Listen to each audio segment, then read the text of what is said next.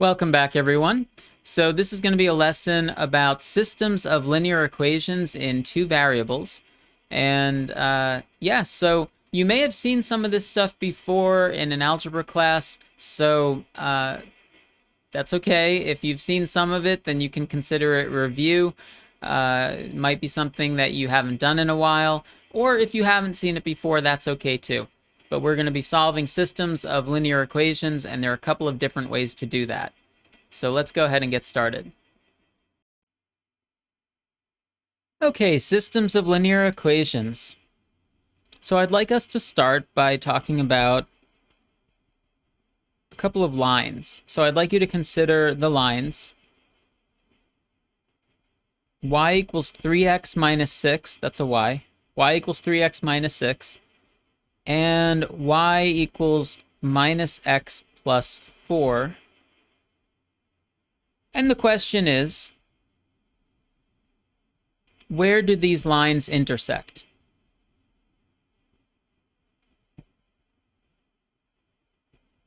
Let's talk about this together. Well, one thing we could do, I mean, it's talking about lines and intersection and stuff, so we could draw them and we could figure out, do they even intersect? How do we know if they intersect or not? So let's draw them. And by this point in the course, you should be able to draw lines if you're given them in this form. I mean, it's y equals mx plus b. You know the slope, you know the y-intercept. So what scale do we need here? This has a y-intercept of -4. This has a y-intercept of +4. So, or -6 and +4. So let's go, make sure we go down to at least -6. And we'll just do the same scale vertically and horizontally.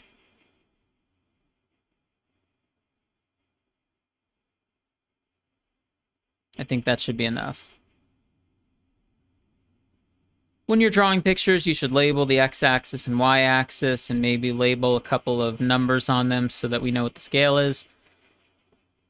Okay, let's draw the first one. 3x minus 6. It has a y-intercept of -6, so it has a point down here. It has a slope of 3, so for every 1 unit I go to the right, I have to go 3 units up.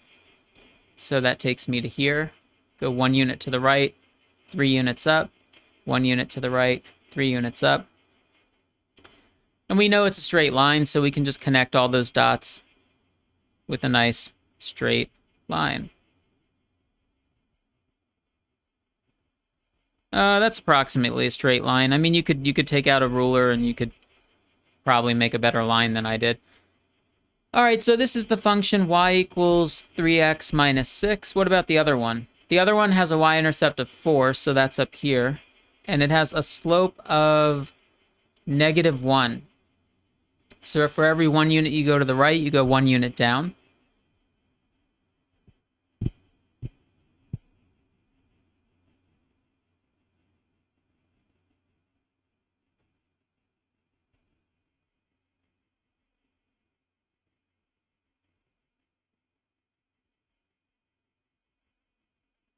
Looks something like that. All right, so that's my y equals -x plus 4. And yes, it does look like these lines do intersect, right? There's a point here where the two lines touch each other. And the question is, what is this point? Well, we know that it's something, comma, something, right? Question mark, comma, question mark. There's an x-coordinate and there's a y-coordinate. If we zoom in, can we kind of estimate, based on the picture, what that point is? What do you think? Here's 3. So the x-coordinate looks like it's somewhere between 2 and 3. The y-coordinate looks like maybe between 1 and 2. If I had to estimate based on this picture, keeping in mind that this is just a rough picture, I would say maybe this looks like 2.6, comma, 1.3.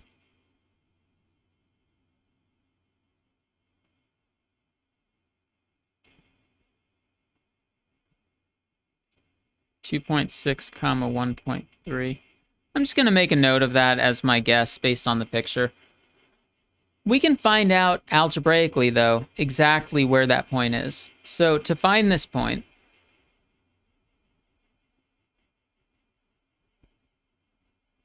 we need to find where both equations are true.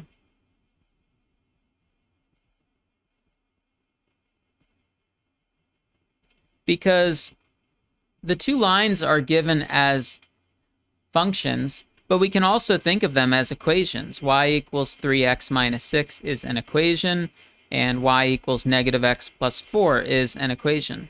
They both have to be true at the same time. And when we have more than one equation that has to be true at the same time, we often put the little squiggly brackets to the left of them, and that indicates that they are being considered together, and we call this a system of equations. And in particular, this is a system of linear equations because they both represent linear functions, which are straight lines. Keep in mind that when I say straight lines, they could be diagonal, right? Straight doesn't mean that they have to be horizontal or anything like that. All right, so there's lots of different ways to solve this system of equations, to find out what x is and what y is. It's two equations with two unknowns, so we should be able to somehow merge the two equations together to help us find x and y. One thing that we could do in this case, I see that if y equals this and y equals that, then the two things must be equal to each other. 3x minus 6 must be equal to minus x plus 4 because they're both equal to y. If they're both equal to y, they're both equal to each other. So for this problem, I see this as a quick way to solve it. Let's just do algebra on this because this is now like one equation with one unknown. We could add x to both sides. We could add 6 to both sides.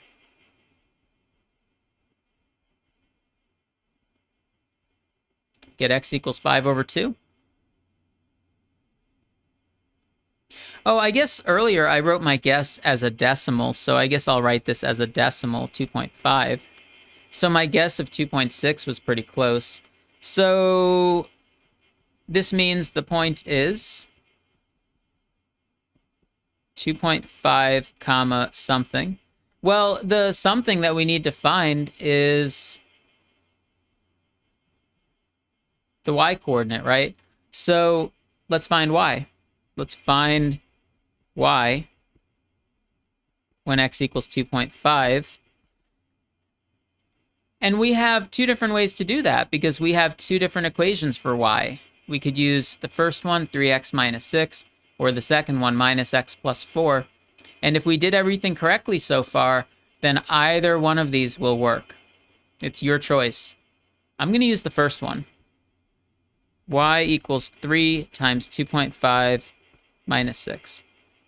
But yeah, if you use the second one, you'll get the same answer. 3 times 2.5 is 7.5, so 7.5 minus 6 is 1.5. So, the point of intersection, the exact point of intersection, not just a guess, it is exactly 2.5 comma 1.5.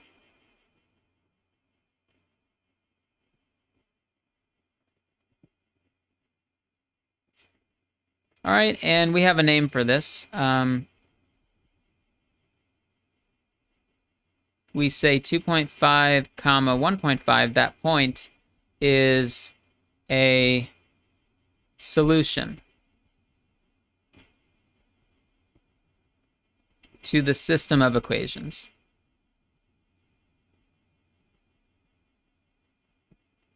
And I used the word solve earlier. In general, in math, when we say solve the following equation, or when we say solve the following system of equations, the word solve means find all solutions. It turned out that there's only one solution to this problem. This is one solution, by the way, even though it has two coordinates, there's an x coordinate and a y coordinate, it is one solution because it is one point of intersection.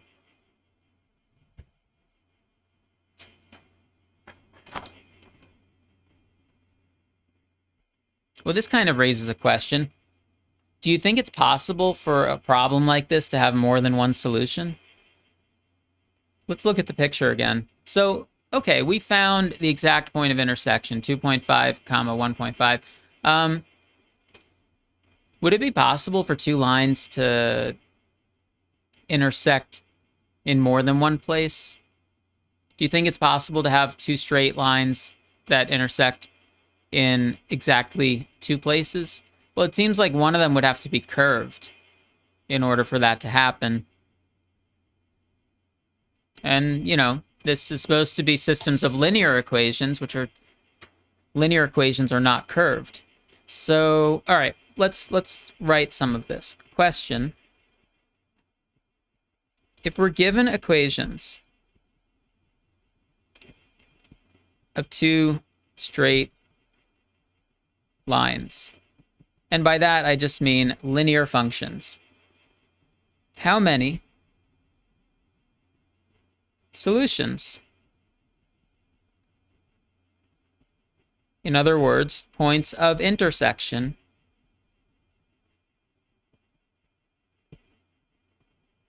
can there be? We just did an example where there was one solution. Can there be more than one? Well, it turns out that there's three different cases. So I'm going to answer this question with three pictures.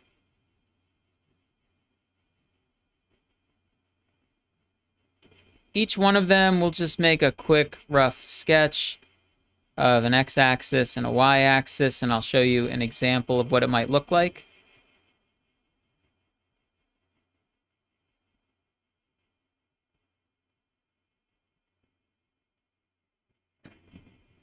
So I guess, you know, case one, we'll just make the example that we just did.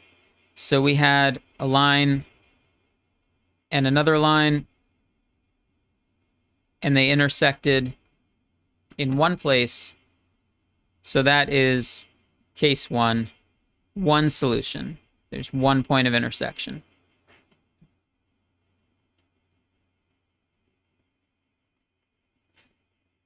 Case two is you could have a line that goes something like this and a line that goes something like this, and they never intersect.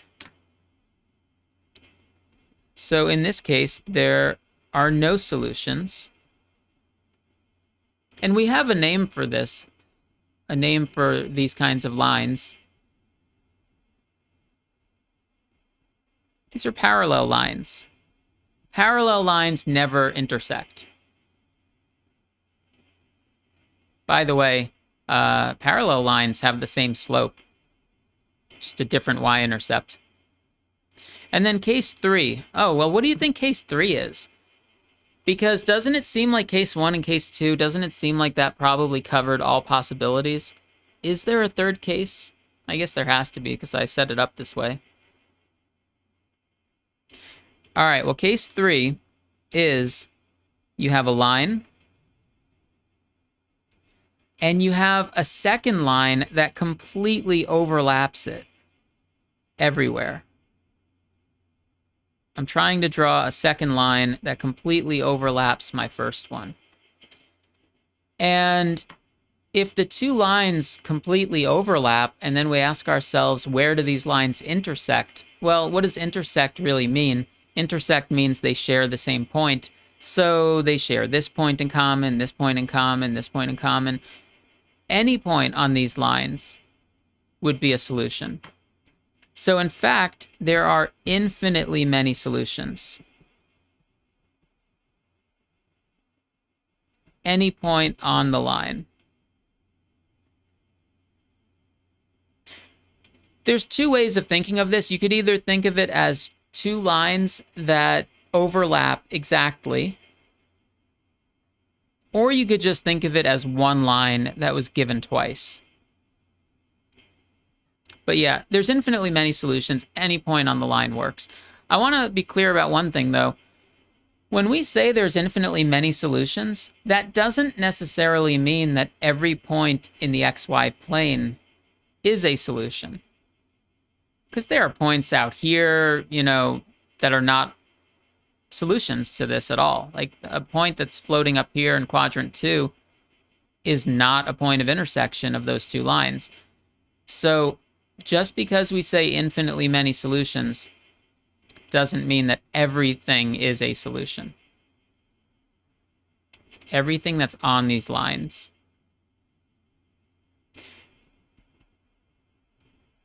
Now, we need to talk about what form are these problems usually going to be given in. And we did one problem already, but I need to tell you that instead of the form that we were given, all right, instead of a problem like this, we are often given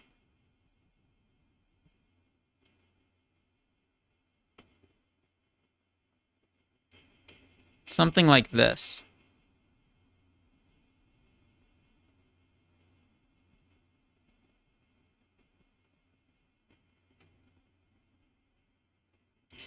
Now, can you tell, if you look closely, can you tell that these are actually the same system? They're just rearranged. Yeah, so you could take the first one, subtract 3x from both sides.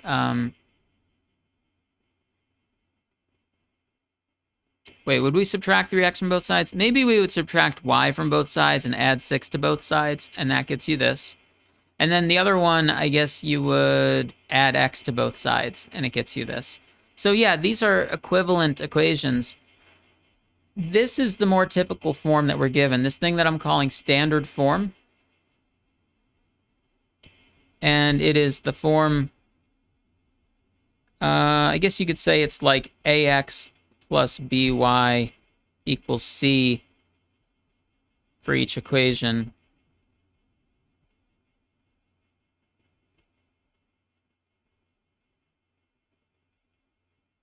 For some constants, a, b, c.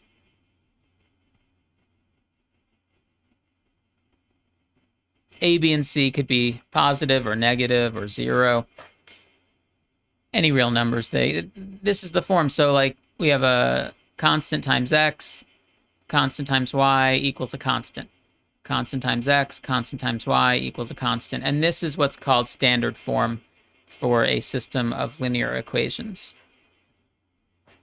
So far what we've talked about is we started this lesson by talking about where do two lines intersect, and we drew a picture of the two lines, and we estimated based on the picture, and then we did some algebra to find the exact point of intersection. We learned that that is called a solution to the system of equations. And now we talked about the 3 possible outcomes of a system. And now we talked about this is the typical form, and we're going to see problems that resemble this. The big topic that we need to talk about next is when we're given a system, what are the different strategies that we can use? And there are going to be 2 main strategies. The first one is called the substitution method for solving a system. And first, I'll describe it in one sentence. The idea is to solve for one variable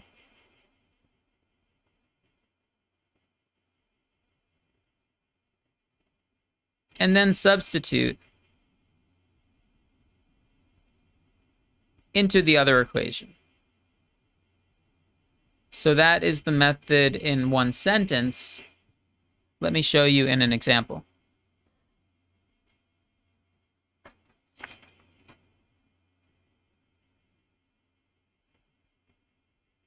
So I'm going to use the word solve. Remember, I said that the word solve means find all solutions. And now we understand that sometimes a system of linear equations, sometimes it might not have any solutions. So when it says solve, it's find all solutions if there are any. I'll show you this using the substitution method.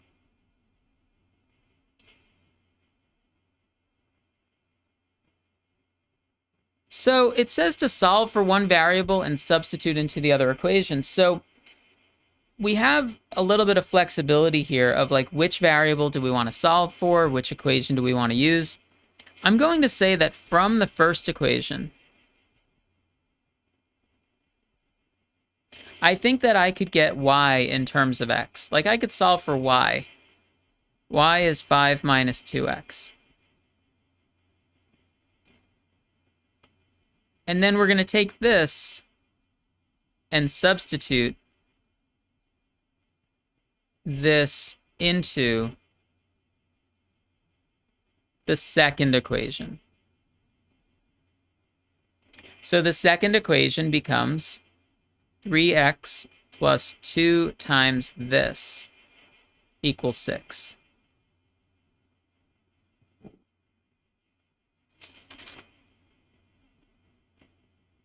So I rearranged the first equation, got y in terms of x, and then I put that in for y in the other equation.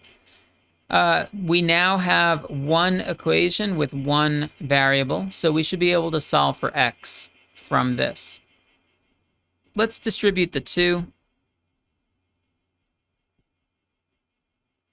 Yeah, we can solve for x. So let's, 3x minus 4x is minus x. And then let's subtract 10 from both sides. So negative x equals negative 4. So x equals positive 4.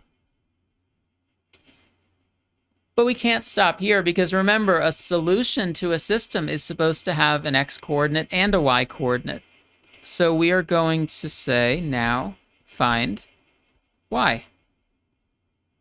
We've found half of the answer, but we need to find y. And kind of like we did earlier, we have our choice of two different equations that we could use to find y. Actually, I think the thing that's going to be the most useful to find y is the thing that I sort of underlined. Y equals 5 minus 2x. Really, we want to put 4 in. And we could put it into this, or we could put it into this, or we could put it into this. Anything that's going to let us solve for y, but the underlined one looks like the best. So y equals 5 minus 2 times 4. And from that, I get negative 3. So my solution, I'm going to show you two different ways to write the solution. One is you could write it as x comma y as a point, because it's a point of intersection. When you do that, just make sure you put x first. X goes first, y goes second. Or another way you could write it is you could just list them. You could say x equals 4, y equals negative 3, and put a box around that. Just make sure that you're indicating which is which.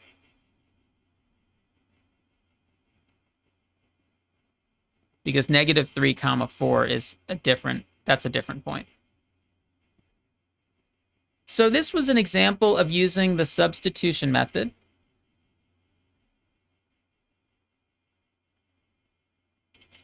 And it's a pretty good method, right? I mean, solve for one variable in terms of the other, substitute in, and we got the answer pretty quickly. There is a second method that I'm going to show you, though.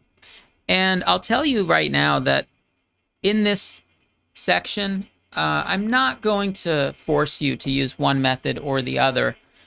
The point of the two methods is to show you both of them and let you decide which one you prefer. This is going to be the elimination method. Personally, I'll tell you which one I prefer. The answer is it depends on the problem. In some problems, I'll use the substitution method when it looks convenient. In some method, the elimination method is more convenient. So I think it's good to know both. And I like to, use whichever strategy seems to suit the problem. First, I want to describe this in 1 or 2 sentences. I think it's going to be 2 sentences. What we do is we multiply 1 or more equations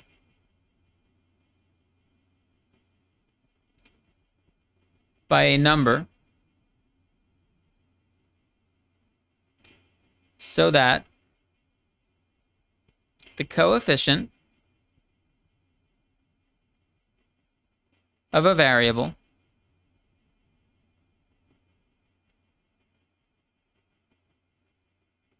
is the negative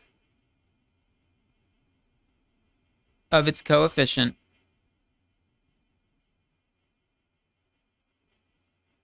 in the other equation.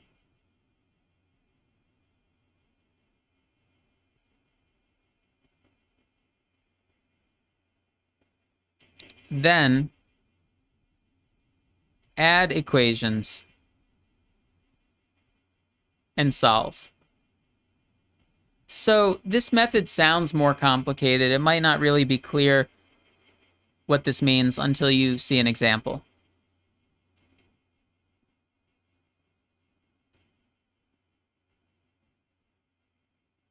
So let's do an example.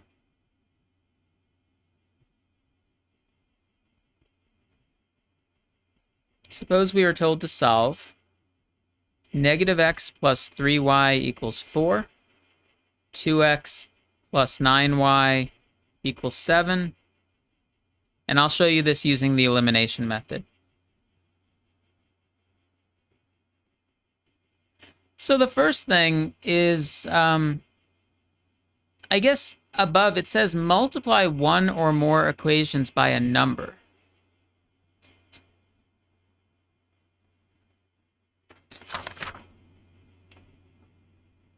And it says to do that so that coefficient is the negative of coefficient in the other.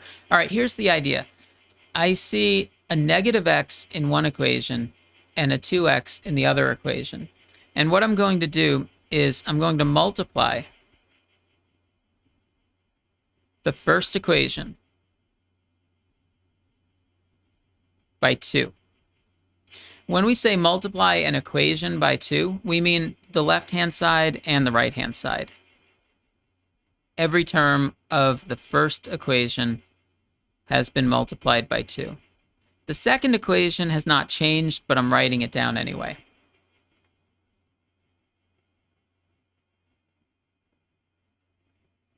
So we're allowed to do that as long as you do that to both sides of an equation. Now we have a negative 2x and a positive 2x, so the coefficient in one equation is the negative of the coefficient in the other. It says then add the equations and solve. So add equations to get, how do you add equations? Well, what you do is, I'm going to write a big plus sign. You do left-hand side plus left-hand side, and right-hand side plus right-hand side. So on the left, negative 2x plus 2x is 0. 6y plus 9y is 15y. That's my new left-hand side. On my right-hand side, I do 8 plus 7, which is 15. And from this, I can see very quickly that y is 1.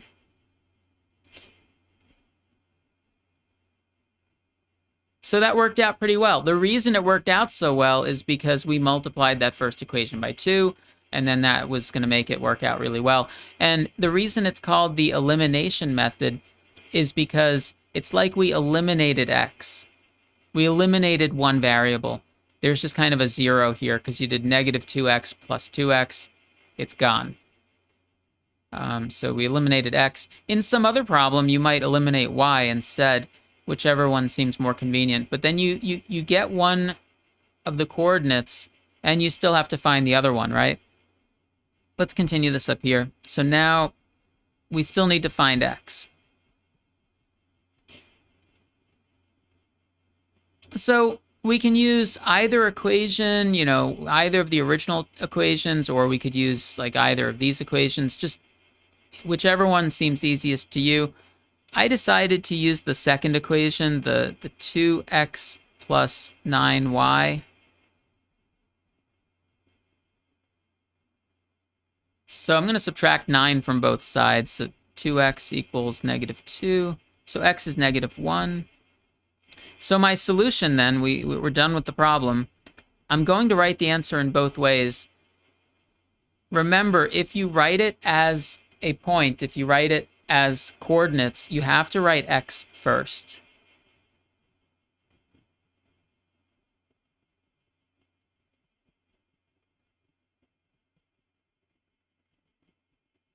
Even if you found y first, that doesn't matter. X always has to go first. X and then y. So what do you think of the elimination method? It worked out pretty well for this problem. So I tend to use this in problems where I think, I don't know, like if I saw the -x and the 2x, I might think to myself, hey, it's going to be pretty quick to get the x's to cancel.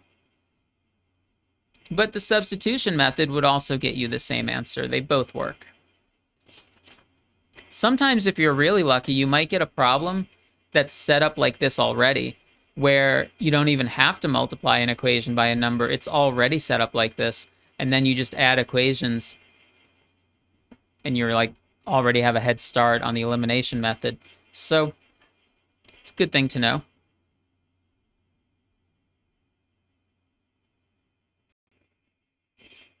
So we've seen the two main methods for solving systems, but there's still a little bit more to talk about.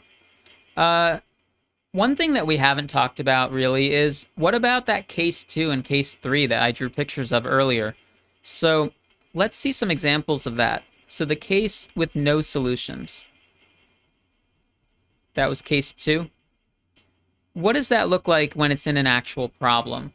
And I'm kind of spoiling the answer for you by giving you that heading, but let's suppose that we were asked to solve 8x minus 2y equals 5, negative 12x plus 3y equals 7. And we have our choice of which method we want to use. I think because we just discussed the elimination method, I'm going to show you how to use the elimination method on this. So let's pretend for a moment that we don't know whether this has any solutions or not. We're just trying to solve it like a normal problem. You know that the elimination method said multiply one or more equations by a number. So what I'm going to do is I'm going to multiply the first equation by 3 and the second equation by 2. That's going to turn the first equation into 24x minus 6y equals 15. And it's going to turn the second equation into negative 24x plus 6y equals 14. So I multiplied both equations by numbers, and I did it so that I would get a 24x and a minus 24x. That's why I chose 3 and 2. Because I saw the 8 and the negative 12, and I was like, how do I get those to match up with each other? We'll multiply the 8 by 3 and multiply the 12 by 2. And now we can add the equations. So add equations to get... So I was trying to eliminate the x's. When I add the left-hand side, the x's are gone. But there's sort of an unintended consequence of what we did here, is that the y's are also going to get eliminated, because negative 6y plus positive 6y is also 0. So the entire left-hand side is 0. We didn't do that on purpose. We were just trying to get rid of, like, eliminate the x's, but the y's got eliminated sort of unexpectedly. The right-hand side is 29. 15 plus 14. 0 equals 29. 0 equals 29. What does that tell us? Well,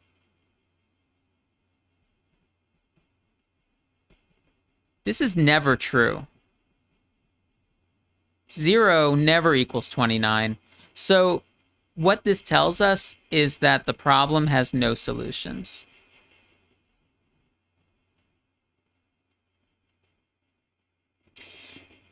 Because we got to something that seems like nonsense.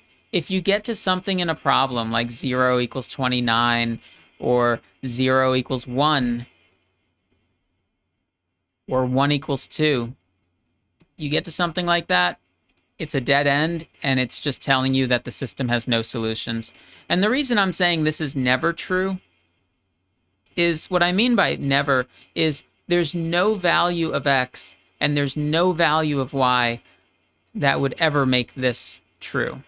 No matter what point I try to put in, 0 is never going to equal 29. Also, little piece of terminology. We say the system is inconsistent.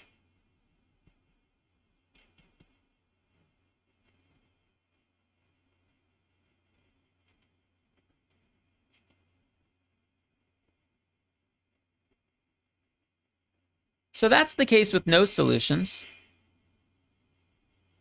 What about case 3? Let's talk about that one. The case with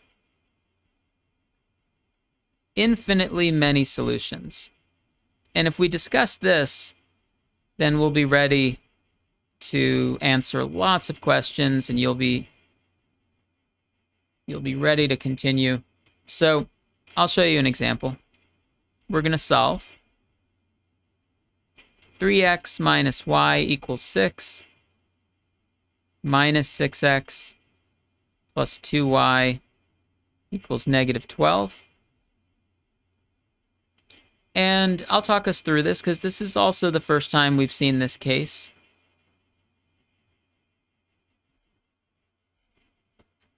One of the things we're going to have to talk about is how do we identify that there's infinitely many? And then the second thing to talk about is how do we write the infinitely many solutions? We can't list them all. There's too many of them. All right, I'm still kind of stuck on this notion of the elimination method. I see a 3x and a minus 6x, and I'm thinking they almost line up with each other already. So I'm going to use the elimination method. I'm going to multiply the first equation by 2. Because I feel like the 3 and the 6, it's so easy to make them match up. You just double the first equation. Every term of the first equation got multiplied by 2. I'm copying down the second equation even though it hasn't changed, because it's a system and we want to make sure that they stay together. So I think I'm going to move away the top page. I think we've all got that now.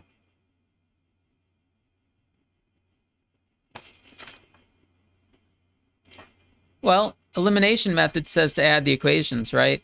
Add equations to get, what do we get? The 6x and the minus 6x, they cancel. That's what I wanted. The minus 2y and the plus 2y also cancel, and I did not necessarily want that to happen, but it happened anyway. So the left-hand side is 0. What's the right-hand side? 12 plus negative 12 is 0. So this is interesting because 0 equals 0 is true. This is always true. So that's different from what happened in the previous problem. You know, previously we said 0 equals 29, which was false. 0 equals 0 is true. So it's indicating to us that this problem has infinitely many solutions. However, remember what I said earlier, not every point in the xy plane is a solution. It's basically telling us that we're in that case where we have two lines that overlap each other exactly. In fact,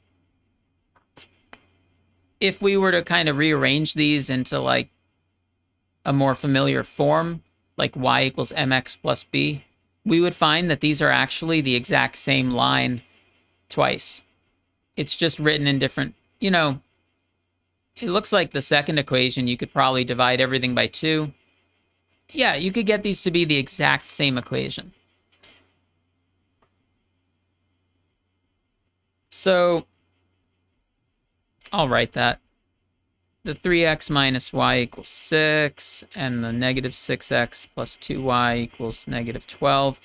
That's what we were given, and I say that if you were to multiply the first equation not by 2, but by negative 2, you would get negative 6x plus 2y equals negative 12, and negative 6x plus 2y equals negative 12. It's the same equation twice.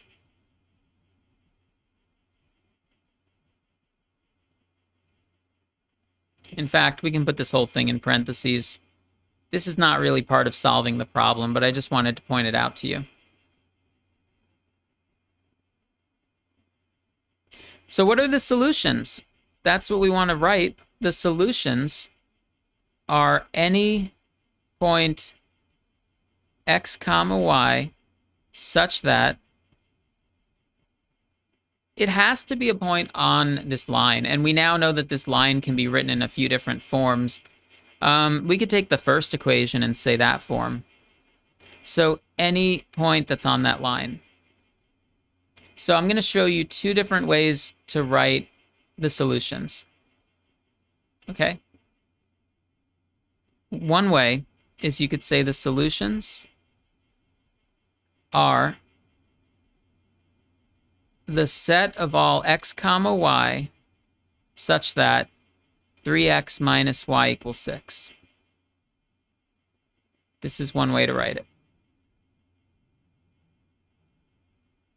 And what this means is it's this, the brackets that we put around it means that this is a set. So it's the set of all points x comma y, and the vertical bar means such that. So it's all points such that 3x minus y equals 6. And that's the answer.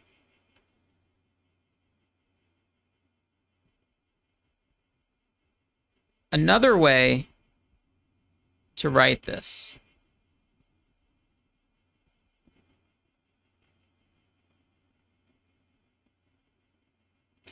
is sometimes we introduce another letter. We say let t equal x. Then 3t minus y equals 6. And I'm going to solve for y in terms of the other thing. So y is 3t minus 6. All right, then the solutions could be written as x equals t and y equals 3t minus 6, where t is any real number. So this is another way to write the set of solutions to this problem.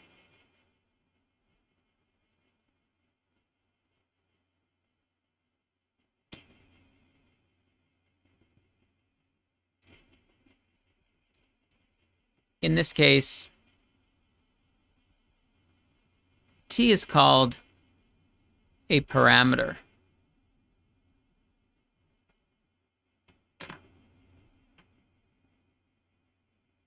So it's saying, pick any number t, pick your favorite real number t, and put it in to both of these things, and it will get you a solution to the system.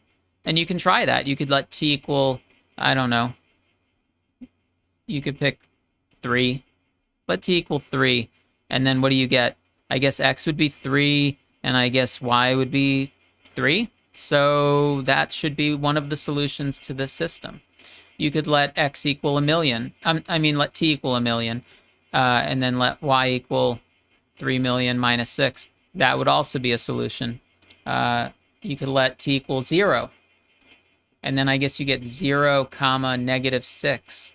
And that is also a solution to the system. So that's the nice thing about writing the solution in this way, is it's very easy to like get solutions out of it. You just put in any value of t you want. Oh, or I'll even show you another way you could write it, is you could say as coordinates t, comma, 3t minus 6. That also works. So all of the solutions to this system are points that are of this form.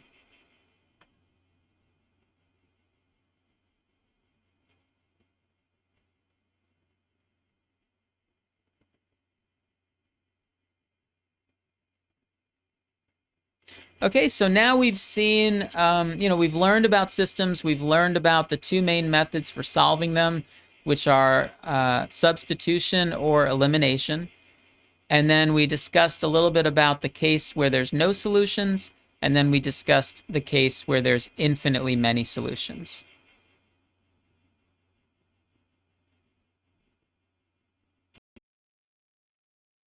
Okay, so far in this lesson, I've been doing all the work, so I've got a couple of questions that I'd like you to try. I'm going to move this page away completely and make some room for problems.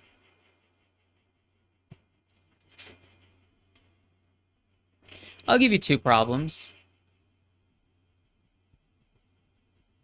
And these problems are just going to say to solve the system, and you can solve it using the method of your choice. Just make sure that you're showing work. So first one is solve, let's see,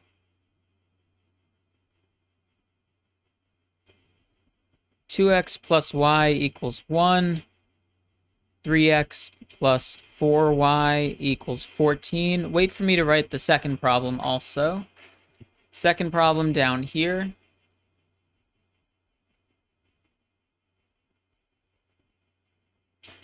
Is 3x plus 2y equals 14, and x minus 2y equals 2. All right, so you can pause the video, take a few minutes, and try these.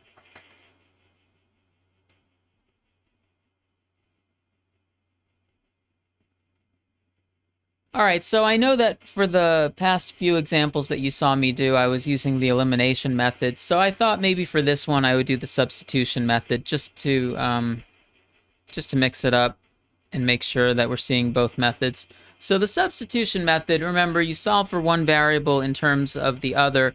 And I think from equation 1, we could get y in terms of x. And that would be nice because then we can substitute that in. So we substitute it into equation 2. Equation 2 is going to get this 1 minus 2x put in place. So 3x plus 4 times 1 minus 2x equals 14. I guess distribute the 4 and then start combining things like 3x minus 8x is minus 5x. And then bring the 4 over, so minus 5x equals 10, so x equals -2.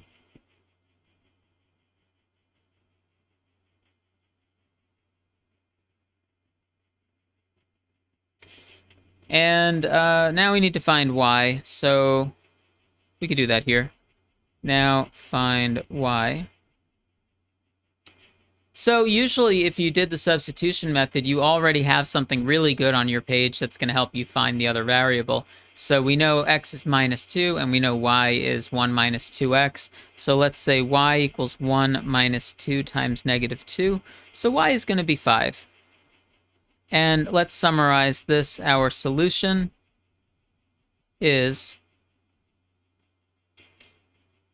You could write it either way because I didn't specify which way the solution should be written. So you could write it this way, or you could write it like, sometimes if you're doing online homework or something like that, it might want it in a specific form. But if a problem doesn't specify which form to write it in, then either one is fine. I'll just say as a side note, if you had done the elimination method, that would also work. One way to do that is you could multiply the first equation by -4, and then you'd have a -4y and a 4y, and then when you add equations, you'd be eliminating y. So I went through those steps also. It also gets you the same answer. So just use whichever method you prefer. The other problem? What do you think? Should we use substitution method or elimination method? Again, on my page, I actually did this both ways just so that, I don't know, if we wanted to, we could discuss both methods, but we only need one. I think elimination. I think this is already set up to be really convenient for the elimination method, because look what happens if we just add the equations right now. Because there's a 2y and a -2y, I think we're going to get 4x equals 16. Look at that. That's great. That's great because x is 4. So earlier I said that whether I use substitution or whether I use elimination, it kind of depends on the problem. This is one where I think elimination is really convenient. Now we need to find y. So what do we want to use? We could use equation 1 or equation 2 in order to find it. I guess I'll use the first equation. 3x plus 2y equals 14. So 2y equals 2. I subtracted 12 from both sides, so y equals 1. So my solution then is the point 4, 1, or if I write it out, it's x equals 4, y equals 1. By the way, one thing that I want to point out to you, we're done with it. We answered both questions. Is note, you can check your answers, right? You can check your answer, but check it in the original equation. So the reason why you have to go back all the way to the original equation is because what if you made a mistake halfway through the problem? You don't want to be checking your solution in something that you got halfway in. You want to go all the way back to the original problem. So does x equals 4 and y equals 1? Do those solve both of these equations? So let's try it. 3 times 4 plus 2 times 1. Does that equal 14? That's equation 1. Yeah, that would be 12 plus 2. So that does equal 14. I'll put a check mark next to it. And what's the other equation? X minus 2 times y. Does that equal 2? 4 minus 2 equals 2. Yes, it checks out. So generally, with solving systems of equations, sometimes it takes a bunch of work to find the solution, but checking your solution is very fast. So it's a good thing to do, especially if you're taking like a quiz or an exam. Usually checking is very fast. And by the way, the solution has to work for both equations. If it only works for one equation, it's wrong. It has to work for both.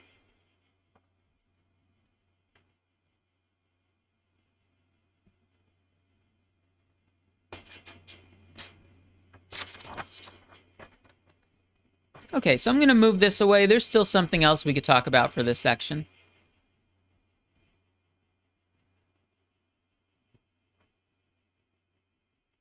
Let's talk about word problems.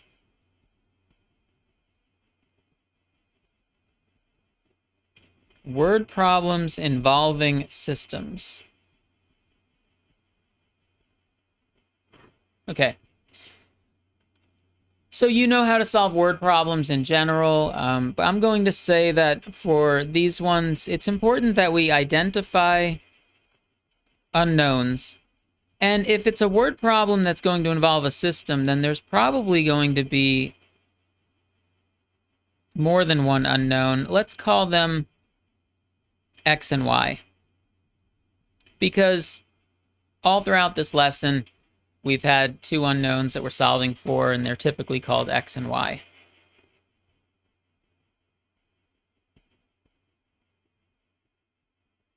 Set up a system of equations.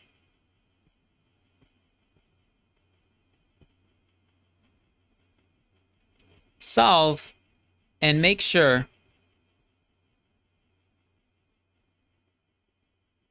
you answer the question being asked. What I mean by that is after you solve the system, go back and reread the question and make sure, like, was it asking you for a point of intersection? Or was it asking you for a number? Was it asking you for two numbers? These are word problems, so it's usually going to ask for something in particular. And it's probably not going to ask you for a point of intersection. So let me show you one. I'll do this first one. So this says one number exceeds another by 24.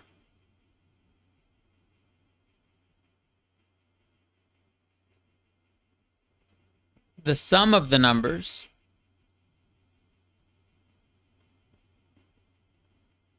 is 58.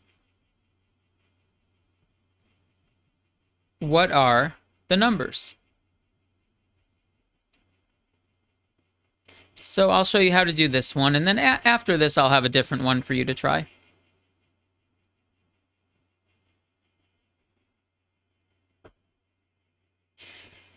I like problems like this because they just kind of seem like a little brain teaser, like it seems like a little puzzle. There are two numbers. There's one and there's another. One of them exceeds the other by 24. Their sum is 58, which means they add up to 58. What are the numbers? So look at what my advice was up above, was identify the unknowns and call them x and y. So I think we should let x and y be the numbers, because this problem is a problem about two unknown numbers. We'll call them x and y. Now, what do the two sentences say? The first sentence says one of them exceeds the other by 24. So let's say, which one do you want to call the bigger one, x or y? Either way will actually be fine. I'm going to say, let's let y be the one that's bigger. So I'm going to say y exceeds x by 24. So y equals x plus 24. I turned that sentence into an equation. And what does the other sentence say? The sum of the numbers is 58, so x plus y equals 58. So we did it. We turned the sentences into equations, so we have a system of two equations now. And I think in writing this system, I think I'm going to rearrange it to be in the standard form. So instead of y equals x, I think a more typical form would have the x moved over to the other side. So minus x plus y equals 24. So this is the system that we are trying to solve. And if we solve this, we'll be answering the question.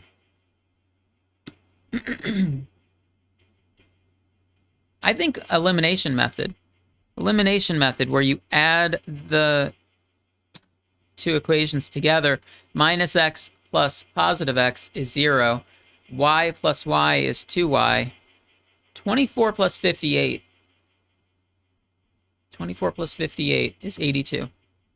So I get y equals 41.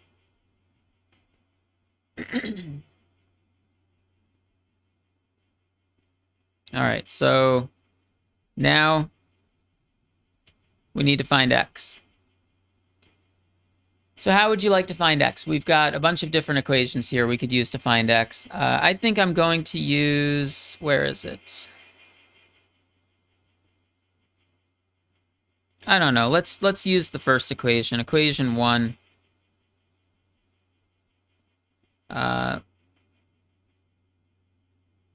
By equation 1, I mean this thing. Equation 1.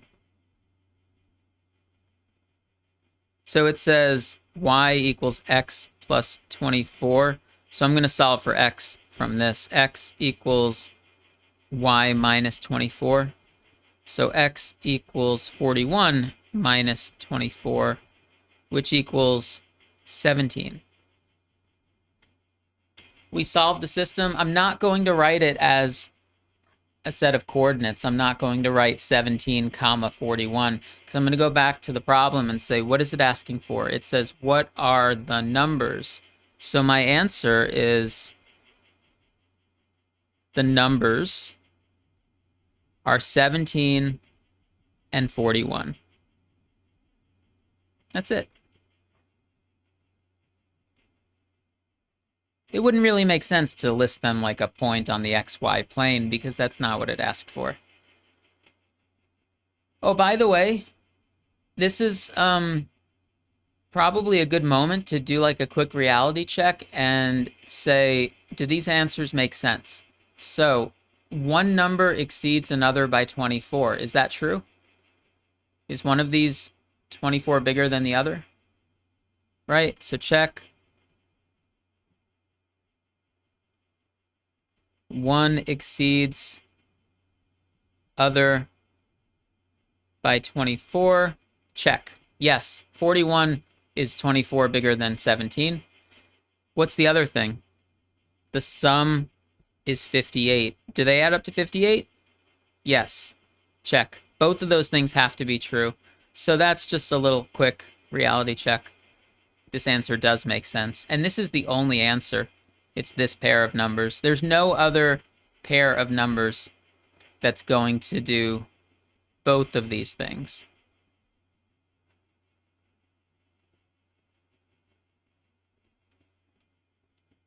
So that was a word problem, although it kind of seemed sort of abstract. It was just a word problem about numbers. It wasn't like a real life thing. So I have another word problem for us, and this one I'm going to ask you to try.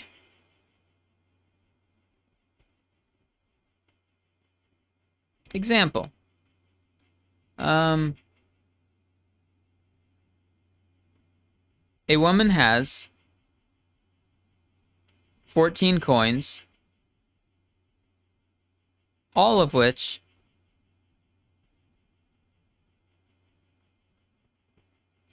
are dimes and quarters.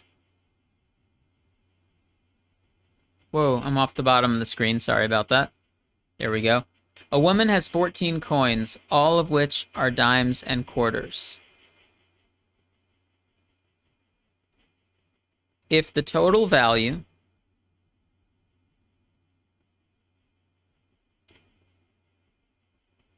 is $2.75, how many dimes and how many quarters does she have? And there's only one answer to this. Only one correct answer, I mean. All right, so I'd like you to pause the video and try this out.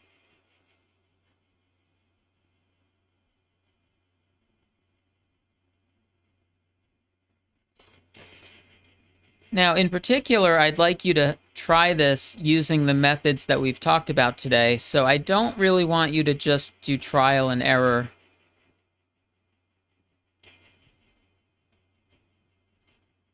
So I hope that you showed some steps, and I hope that you used solving a system. Using the sort of guidelines that I said above, I said identify the unknowns and call them x and y. So let's let x equal the number of dimes. And let's let y equal the number of quarters. Because those are the two unknowns. Those are the things we're trying to figure out. You could also label them the other way around. You could have, x be quarters and let y be dimes. It would also be okay. In the end, we'd get the same answer. It would just be labeled differently. Let's see. Let's see. The total value is 275. I'm focusing on the second sentence right now. Total value is 275. I mean, dimes are worth 10 cents and a quarter's worth 25 cents. So I think we could put together an equation with x and y. So I'm going to say 0.1x plus 0.25y has to add up to 275. That's what the second sentence is saying. That's how much a dime is worth. That's how much a quarter's worth. That's the total. The other sentence, let's go back to the first sentence, is that there are 14 coins. So the number of dimes plus the number of quarters equals 14. Now, looking at this problem, I don't know why I decided to focus on the second sentence first. So you might have, when you did this problem, you might have these equations in the other order. And that's perfectly fine. Either way is going to work out the same, as long as we have both equations. So, would we like to use substitution method, elimination method, or maybe something else? I decided actually to do something else first, because I saw these decimals and I was thinking they're going to be kind of messy to work with. And I thought something that might help is in equation 1, I multiplied both sides by 10. I decided to do this as kind of like an intermediate step because I thought it might make it easier. And maybe that's debatable. I don't know if you think this makes this easier or not. But you see, I did that so that we don't have the 0.1. We're allowed to do that. You know, I multiplied both sides of an equation by a constant. Just multiplied everything by 10. Now I see an x and an x, and, you know, I don't have a 0.1 to worry about. From here, I decided elimination method was the way I was going to go because I saw an x and an x, and I thought if I multiply one of these equations by -1, so I multiplied equation 1 by -1. I was like, well, that's going to work out because then after I do this, I can add the equations.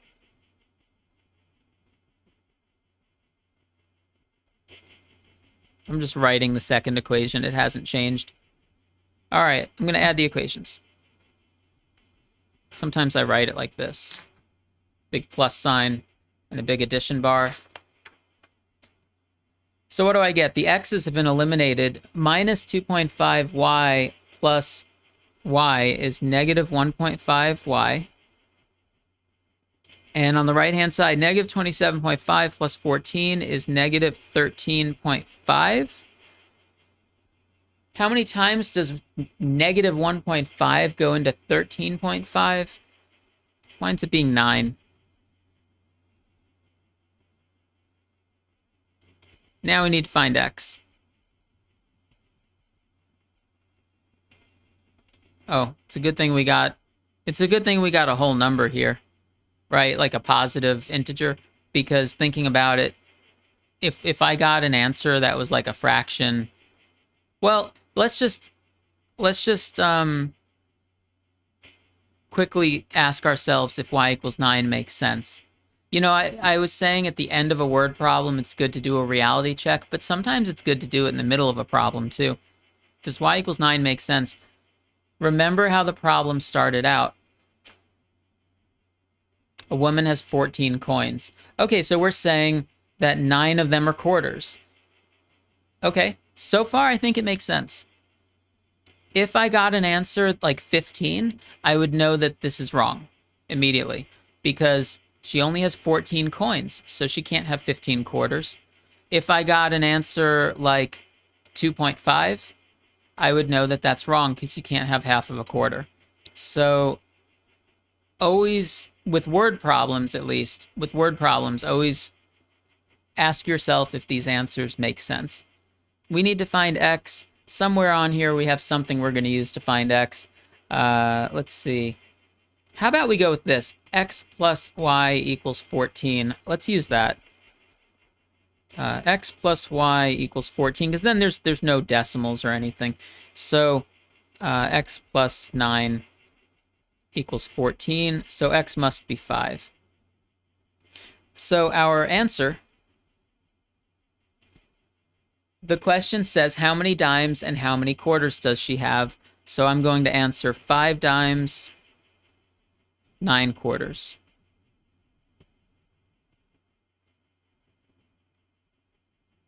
You have to specify which is which.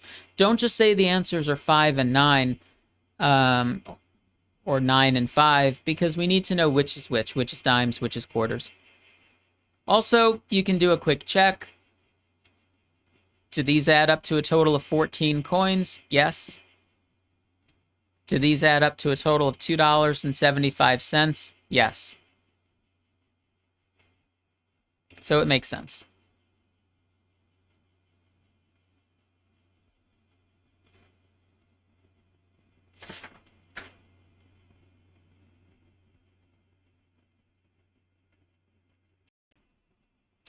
Okay, so I mentioned at the beginning of the lesson that some of that might have been review for you. You might have seen some of that stuff in an algebra class before, but I'm still glad we did it. And, we went into some detail about how systems of equations, they represent where do two lines intersect. And they could intersect in one place, they could intersect in no places, or they could completely overlap and have infinitely many solutions.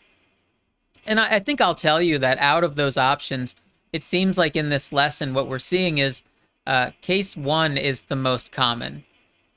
Two lines intersecting at one specific point. That seems to be the most common. So, and then, we saw some different methods for solving them. And then towards the end, we did 2 word problems. So word problems involving systems can happen. And in the upcoming lessons, we're going to go a little bit deeper into this and do some other things with systems. Maybe look at some larger systems, because this lesson was called Systems of Linear Equations in 2 Variables. And that seems to suggest, well, maybe we're going to look at 3 variables next. Okay, so we'll definitely do some more stuff with systems. All right, so that's going to be all. This is a good place to stop. And as always, I hope that you're doing well, and I will see you soon.